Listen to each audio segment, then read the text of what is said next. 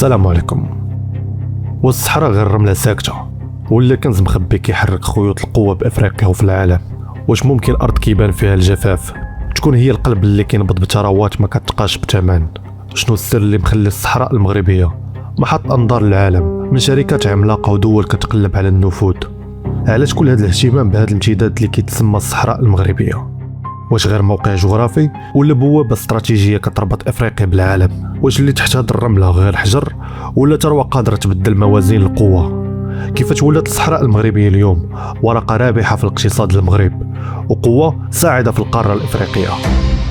يسعدني أن أتقاسم معك اليوم مشاعر الارتياح لمضمون القرار الأخير لمجلس الأمن.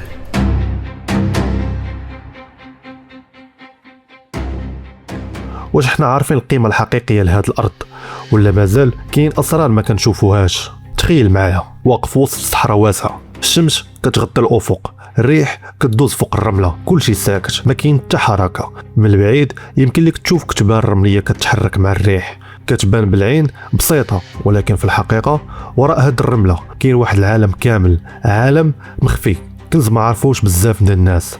واش عمرك فكرتي ان هاد الارض اللي كتبان خاويه ممكن تخبي ثروات كتقدر تبدل مستقبل دوله كامله؟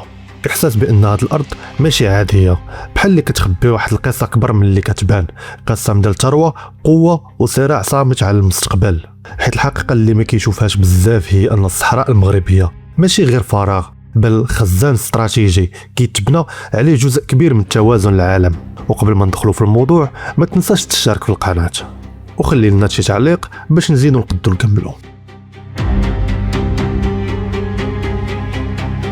وسط الصحراء كاين واحد المنجم عملاق سميتو بوكراه، من اكبر المناجم الفوسفات في العالم.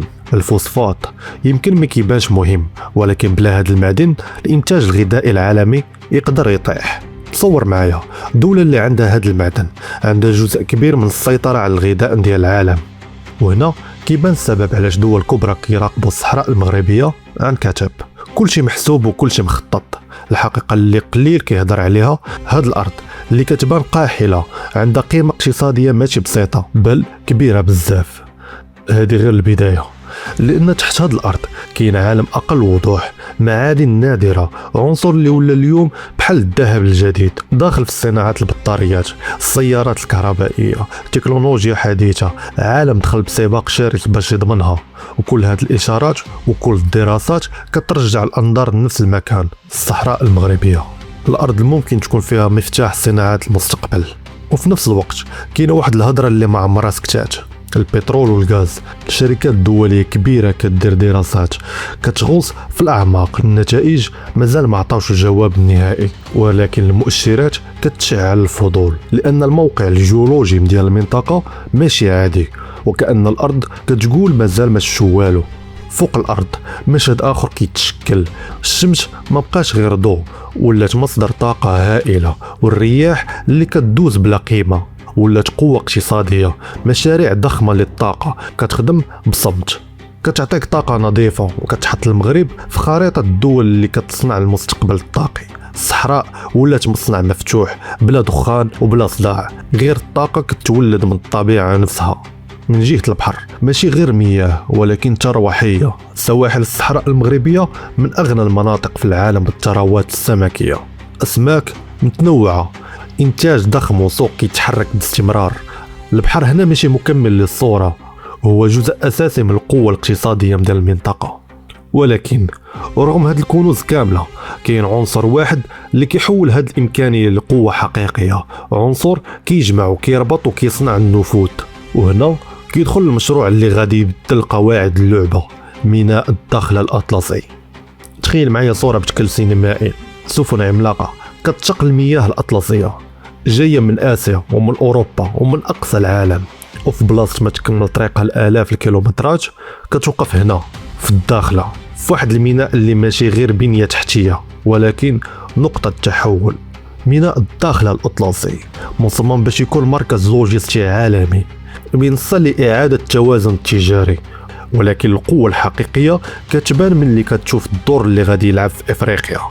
دول بحال مالي والنيجر وبوركينا فاسو دول ما عندهمش منفذ بحري، محاصرة جغرافيا، التجارة عندهم بطيئة ومكلفة ومعقدة، ولكن مع هذا الميناء اللي كيفتح باب جديد، طريق مباشر نحو المحيط الأطلسي، الطريق جديدة لأسواق عالمية، واللي غادي يعطيهم فرصة اقتصادية حقيقية.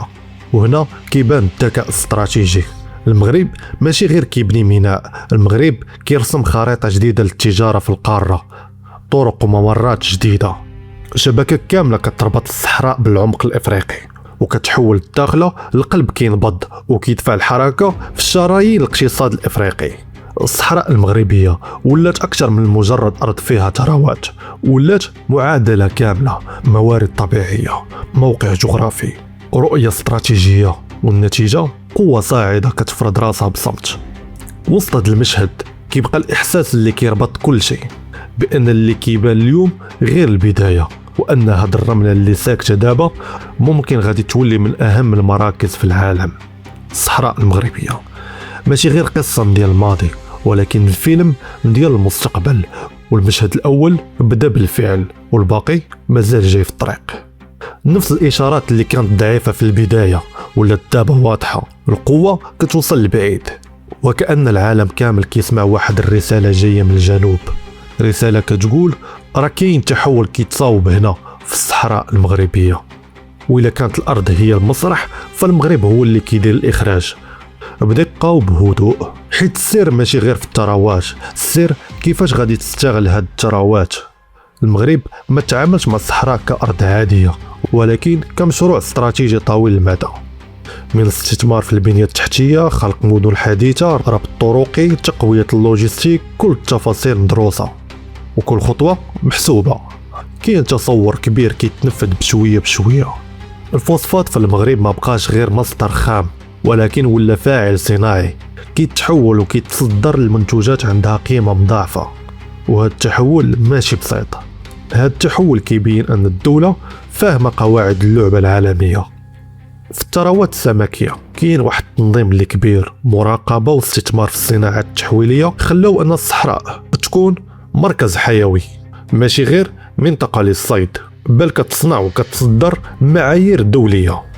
في الطاقة المغرب دار واحد من أذكى التحولات في القارة، باش ما يبقاش تابع الطاقة التقليدية، استثمر بقوة في الطاقة الريحية، وخلى من الصحراء المغربية مختبر مفتوح للطاقة النظيفة، طاقة اليوم والمستقبل.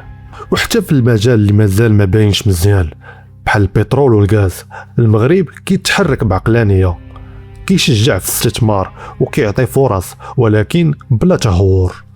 السياسة كتجمع بين الطموح والحذر، وهذا الشيء اللي كيعطي واحد المصداقية. ولكن القوة الحقيقية كتبان في الرؤية الكبرى، ميناء الداخلة الأطلسي ماشي غير مشروع اقتصادي، هو رسالة واضحة. المغرب باغي يكون هو الجسر بين أوروبا وإفريقيا، وجسر بين الشمال والجنوب. وهذا الدور ماشي سهل، خاصو استقرار وخاصو رؤية وخاصو ثقة، والمغرب قادر يجمع هاد الثلاثة. الدول اللي ما عندهاش بحر لقات في المغرب شريك، ماشي غير جار، شريك كيعطي حلول، كيقترح طرق جديدة وكيخلق فرص حقيقية. وهالشي اللي خلى المغرب يتحول من مجرد فاعل إقليمي إلى قوة اقتراحية في القارة الإفريقية. وهنا كيبان الفرق، كاين اللي عنده ثروات وما كيعرفش يستغلها، وكاين اللي عنده رؤية وكيصنع من الثروات قوة. والمغرب اختار الطريق الثانية. الصحراء اليوم ما بقاش غير مجرد أرض، ولات رمز ديال الطموح، ديال الاستقرار، وديال بلاد كيعرف يلعب على المدى البعيد. دولة اللي ما كتصناش الفرصة، ولكن هي اللي كتصنعها. وفي نهاية هذه الرحلة كتولي الصورة واضحة، الصحراء ماشي نهاية الخريطة، ولكن بداية المستقبل الجديد. والمغرب ماشي غير حاضر في هذا التحول، المغرب هو اللي كيقود القارة الإفريقية بخطوة ثابتة، واللي باقي ما تشافش يمكن يكون كبر بزاف من اللي داز. كانت هذه حلقة اليوم، نتلاقاو في الحلقة الجاية.